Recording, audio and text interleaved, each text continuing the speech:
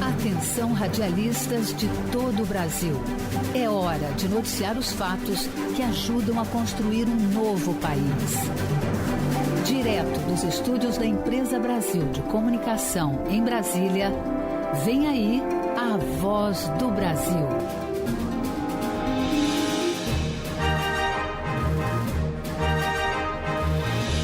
Em Brasília, 19 horas.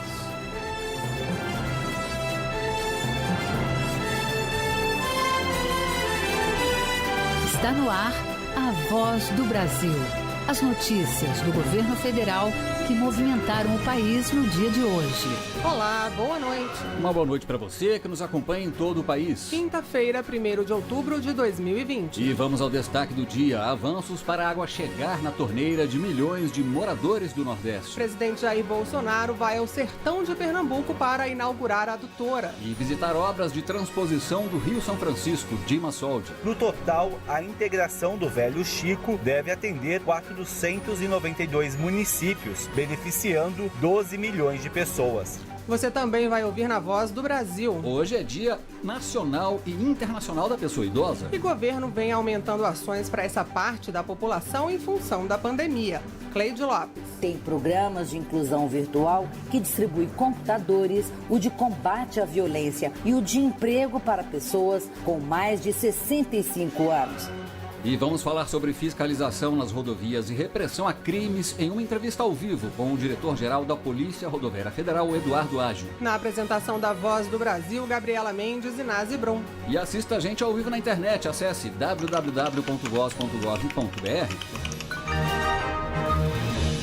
Garantir a segurança de quem usa as estradas federais. O objetivo da Polícia Rodoviária Federal, que além de fiscalizar as rodovias, também atua na repressão a crimes, como tráfico de drogas, armas e contrabando. E para falar sobre essas ações, a gente recebe aqui no estúdio o diretor-geral da Polícia Rodoviária Federal, Eduardo Ágio. Boa noite, caros ouvintes. Boa noite, Nazi. Boa noite, Gabriela.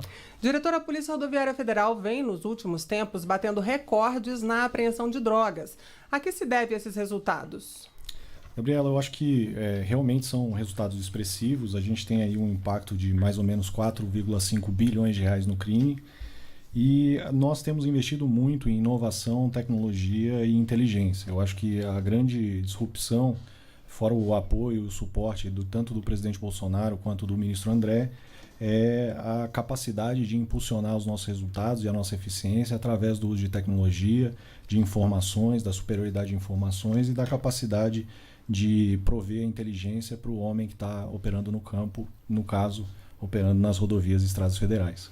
E dentro desse trabalho de apreensão de drogas está a Operação Tamoio, que combate vários tipos de crimes. Ontem finalizou mais uma fase, dessa operação. Diretor, quais foram os resultados e qual o impacto na segurança de quem usa as estradas federais?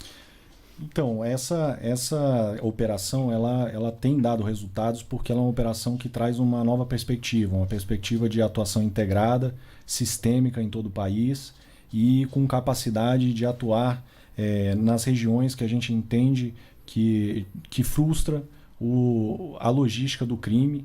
E com isso a gente, por exemplo, conseguiu esse ano, que é um ano bastante excepcional por conta do Covid, a gente conseguiu, por exemplo, apreender 560 toneladas de maconha, mais de 22 toneladas de cocaína, e a gente tem apreendido também muita quantidade de dinheiro em espécie. Então, por exemplo, dólares, a gente chegou a 2,5 milhões de dólares apreendidos em espécie e quase 25 milhões de reais em espécie apreendidos nas rodovias federais. Então a gente tem focado na restrição do fluxo logístico criminal, tanto nas fronteiras, quanto nas divisas, quanto na chegada ao polo consumidor nos grandes centros, através de cercos e operações integradas em todo o país. E, diretor, quando a gente fala em rodovias, a gente logo pensa nos caminhoneiros. Além de garantir a segurança deles, que trabalham nas rodovias todos os dias, quais são as outras ações da PRF para esses profissionais? Então, o momento do Covid foi um momento bastante importante, que demonstra aí a importância do modal rodoviário e demonstra a importância do papel que os caminhoneiros têm no transporte de gêneros alimentícios e, portanto, no abastecimento do país. A gente não mediu esforços para que esses profissionais pudessem continuar a realizar o seu trabalho, que é muito importante e que permite, no final das contas, que os alimentos cheguem na mesa dos nossos cidadãos. E para isso eles precisam de segurança, precisam de apoio, precisam de um trânsito seguro, e é isso que a gente tem feito. Não só para eles, mas para todo mundo que depende das rodovias federais. E o Brasil, a depender do estudo que a gente pega, a gente está falando em 75% do PIB. Então é uma quantidade significativa, e atuar nesse modal rodoviário significa atuar conferindo ao país agilidade, prosperidade, com um fluxo logístico eficiente, redução do custo do país. E a gente acredita que realmente a gente tem condição de, ao entregar segurança, permitir que a gente tenha uma logística eficiente e traga prosperidade ao país. Então, recentemente, o Conselho Nacional de Trânsito aprovou mudanças nas regras para fiscalização de velocidade por radares e também como fim de radares ocultos e a divulgação na internet de onde estão localizados aqueles radares. O que é que isso significa nessa mudança no trabalho da PRF e qual a importância do uso de tecnologia na atuação dos policiais, dos agentes?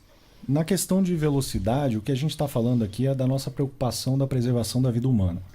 Então a gente fez vários estudos e a gente entendeu que havia espaço para melhoria da legislação que trata do uso de radares. De forma bastante sintética, a gente queria não era mandar uma multa para uma viúva um mês depois do falecimento do condutor numa curva perigosa. O que a gente queria era que o policial estivesse ali e que, portanto, por conta da presença do policial, aquele cidadão não excedesse a velocidade e, portanto, não viesse a se acidentar. Então o que a gente traz para o modelo é um modelo onde a ostensividade permite que o caráter pedagógico seja maior do que o caráter punitivo, ou seja, só a multa. E com isso a gente permite que mais vidas sejam salvas e que o condutor, ao ver a fiscalização de radar ou a fiscalização, ele reduza a velocidade e não se acidente. E, diretor, em novembro se formam 600 novos policiais rodoviários federais. E também está em estudo, como o presidente Jair Bolsonaro afirmou na semana passada, um novo concurso para 2.000 novos policiais. De que forma esses novos integrantes vão auxiliar no trabalho da PRF? A gente sabe que o momento é um momento delicado e a gente entende o quão importante é esse compromisso da ampliação da atuação da Polícia Rodoviária Federal. A gente também consegue demonstrar que trata-se de um investimento na segurança pública e esse investimento tem retornado em ordens de grandeza. O que tem sido investido tem retornado. Então a gente tem capacidade com novos policiais de executar um serviço muito mais eficaz, muito mais eficiente, entregar mais resultados, permitir que exista mais segurança, permitir com isso que a nossa logística nacional funcione de forma muito mais eficaz e, portanto, consiga reduzir o custo do país, tornar o Brasil mais competitivo. Então, a gente agradece ao comprometimento da equipe econômica, do presidente Bolsonaro, do ministro André, que entenderam essa dinâmica onde existe um investimento e esse investimento retorna em segurança aos cidadãos e prosperidade ao país.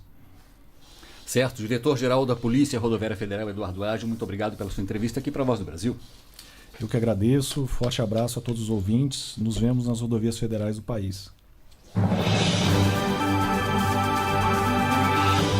O cenário de seca e falta de água no agreste pernambucano começa a mudar. Para a população de São José do Egito, a água chegou em fartura nas torneiras. O presidente Jair Bolsonaro inaugurou a obra que começa a beneficiar 200 mil pessoas. E novas obras foram contratadas para aumentar o número de municípios que terão mais acesso à água do São Francisco.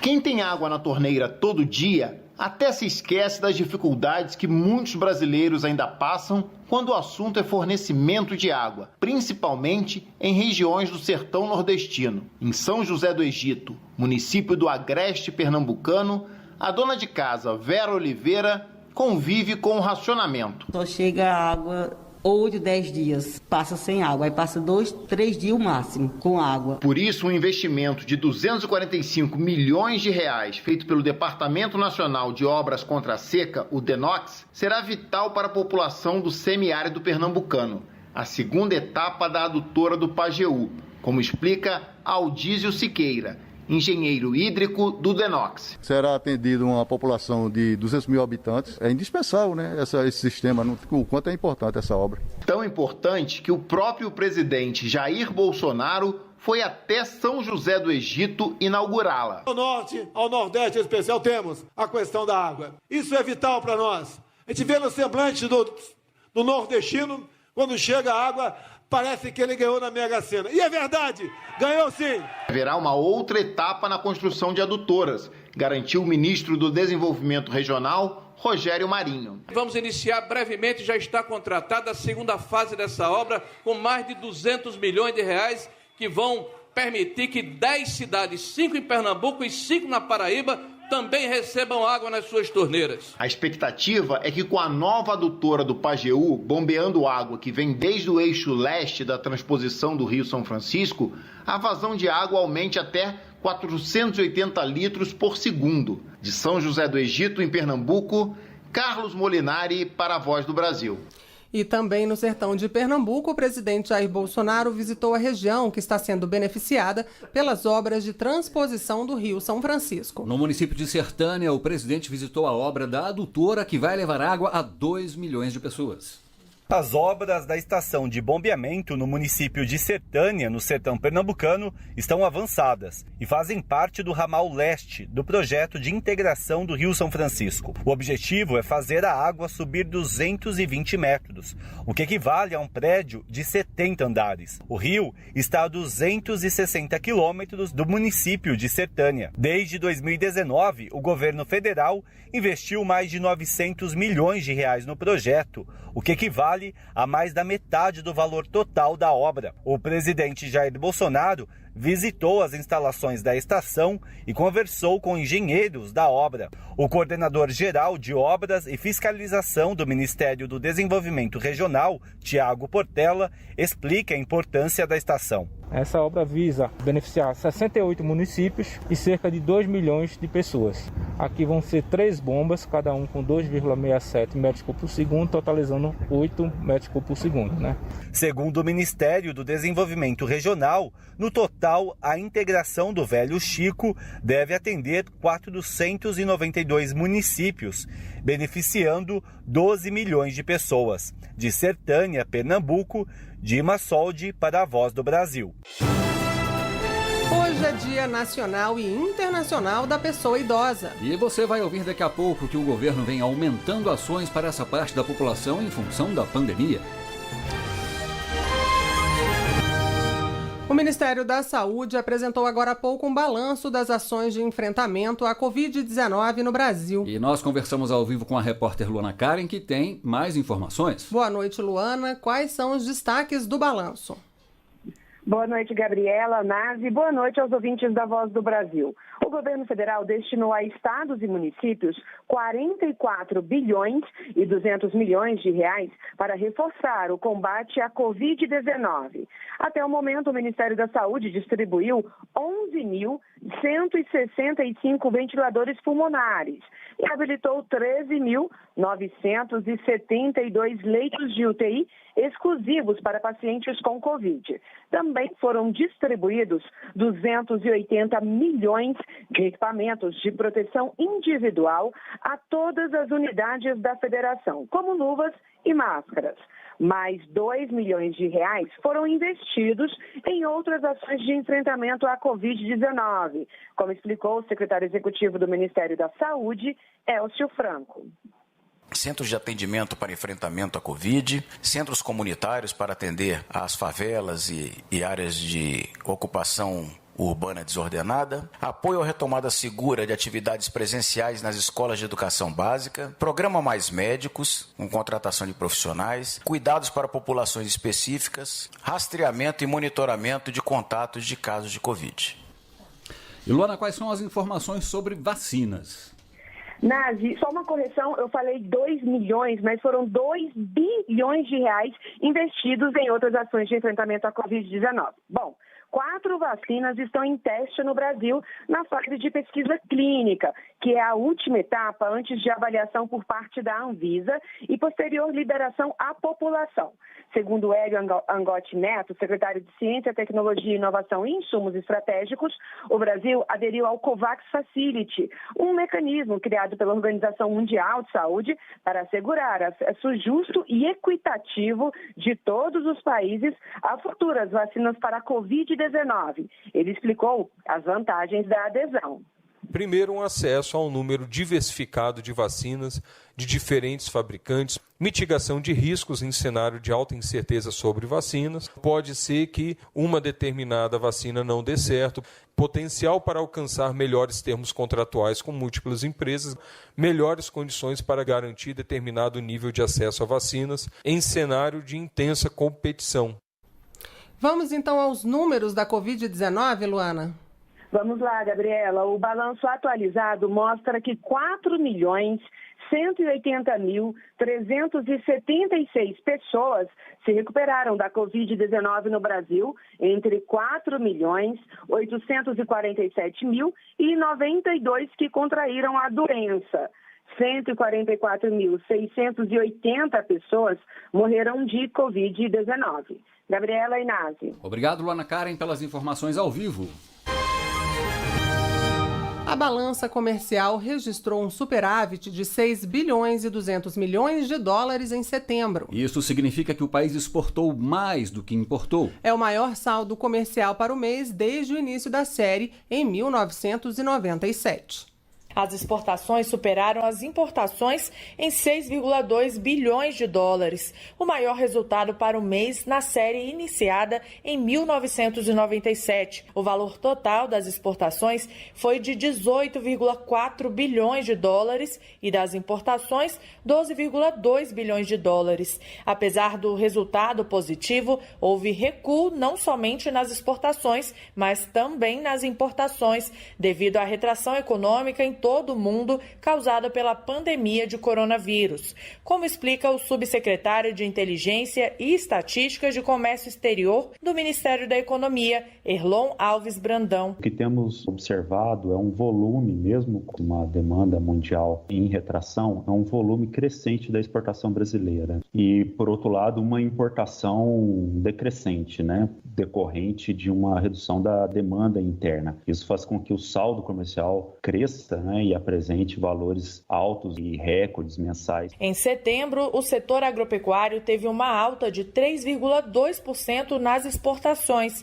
O principal produto exportado continua sendo a soja, seguida do milho e do café não torrado. Frederico Humber, presidente da exportadora de grãos AgriBrasil, comemora o recorde. Foi muito forte para o setor agrícola, com exportações especialmente de soja, com meses muito fortes em março, abril e maio. Isso fez com que a exportação fosse acelerada, o que é um recorde. A previsão é de que o Brasil feche o ano com saldo positivo na balança comercial de 55 bilhões de dólares, 14,4% superior ao ano passado. Reportagem Gabriela Noronha. A arrecadação do governo com impostos e tributos cresceu em agosto. De acordo com a Receita Federal, o resultado já é reflexo da recuperação da economia. A arrecadação total das receitas federais em todo o país atingiu em agosto deste ano o valor de 124 bilhões 505 milhões de reais, um aumento de 1,33% em relação a agosto do ano passado. De acordo com a Receita Federal, o resultado de agosto deste ano representa o primeiro crescimento real da arrecadação desde janeiro. Esse aumento está relacionado com o recolhimento de impostos que foram adiados durante a pandemia, com destaque para o PIS/COFINS e contribuições previdenciárias, e também com a retomada da atividade econômica, conforme explica o chefe do Centro de Estudos Tributários e Aduaneiros da Receita Federal, Claudemir Malaquias. Os principais fatores que determinaram o resultado da arrecadação no mês de agosto de 2020 foram as variáveis macroeconômicas, que já sinalizam a retomada da atividade econômica, a redução a zero das alíquotas do IOF aplicadas às operações de crédito, o recolhimento das parcelas diferidas de PIS e COFINS e da contribuição patronal e dos parcelamentos especiais no mês de agosto. No acumulado de janeiro a agosto, o valor ficou em 906 bilhões 460 milhões de reais, uma redução de pouco mais de 13% em relação ao mesmo período de 2019. Reportagem Glauco de Queiroz. Atenção, contribuintes. Se você está inscrito na dívida ativa, esse pode ser o momento para renegociar débitos com a União. A Procuradoria-Geral da Fazenda Nacional anunciou hoje um programa de retomada fiscal. Mais um instrumento promete ajudar o país a superar a crise econômica causada pela pandemia de Covid-19. É o programa de retomada fiscal apresentado pela Procuradoria-Geral da Fazenda Nacional. Ele tem o objetivo de auxiliar os devedores na regularização de débitos inscritos na dívida ativa da União. Recém-lançado, o programa já alcançou números expressivos. Até o momento foram fechados quase 80 mil acordos que envolveram 275 mil débitos inscritos, abrangendo um valor de quase 30 bilhões de reais. Qualquer pessoa, seja física ou jurídica, pode se candidatar ao refinanciamento, como explica o Procurador-Geral da Fazenda Nacional, Ricardo Soriano. A gente faz uma avaliação da capacidade de pagamento do contribuinte, da renda que ele tem, das despesas, do patrimônio líquido, de uma série de fatores. A partir dessas informações é que a gente avalia se o contribuinte ele é ou não um bom candidato à transação. O programa permite a redução de até 100% dos juros, multas e encargos, além de aumentar o prazo para a quitação das dívidas. A negociação é calculada imediatamente a partir da solicitação, como explica o procurador da Fazenda Nacional, Daniel Saboia. Assim que ele preenche as informações, o próprio sistema já calcula e imediatamente ele já recebe as modalidades aderentes à sua condição. A grande novidade do programa de retomada fiscal foi a inclusão do setor agropecuário e também para os pequenos empresários inscritos no Simples Nacional. Os interessados podem procurar pessoalmente uma unidade da Procuradoria da Fazenda Nacional ou acessar o formulário via internet. O prazo para adesão às modalidades de transação fica aberto até o dia 29 de dezembro deste ano. Reportagem Caroline Blaud. Hoje é o Dia Nacional e Internacional da Pessoa Idosa. E é também o aniversário do Estatuto do Idoso. A lei, aprovada há 17 anos, trouxe direitos para essa população. A Organização Mundial da Saúde considera idosa qualquer pessoa com mais de 60 anos e mais de 28 milhões de brasileiros estão nessa faixa etária. O governo vem realizando diversas ações voltadas para esse público. Uma delas é um auxílio de emergência para lares de idosos. As instituições têm até sábado para realizar o cadastro.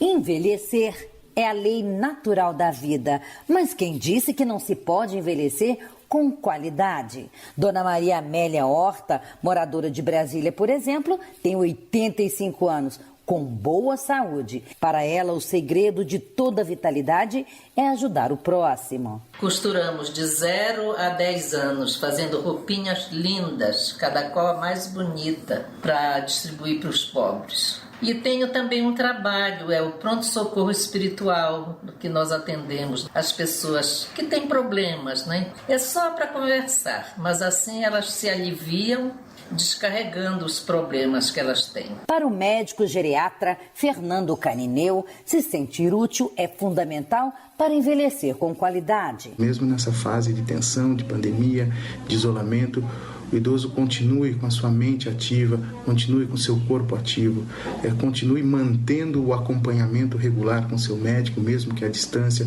não deixando de cuidar da sua própria saúde.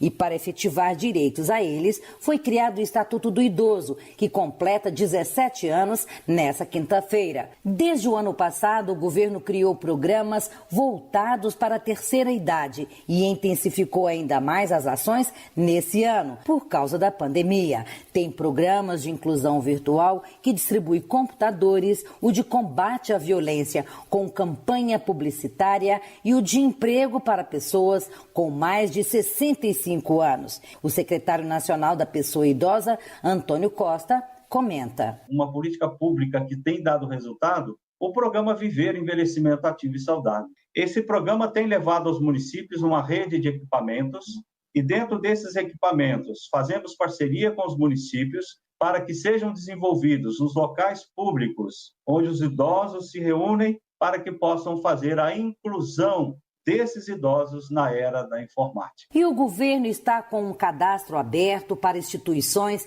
que gerenciam lares para idosos. O prazo vai até o próximo sábado, dia 3, e o auxílio previsto é de R$ 160 milhões. O cadastro deve ser feito no site do Ministério da Mulher, da Família e dos Direitos Humanos, em gov.br/MDH. Reportagem Cleide Lopes. E essas foram as notícias do governo federal. Uma realização da Secretaria Especial de Comunicação Social do Ministério das Comunicações. Com produção da Empresa Brasil de Comunicação. Fique agora com as notícias do Poder Judiciário e do Congresso Nacional. Boa noite. Boa noite para você, até amanhã.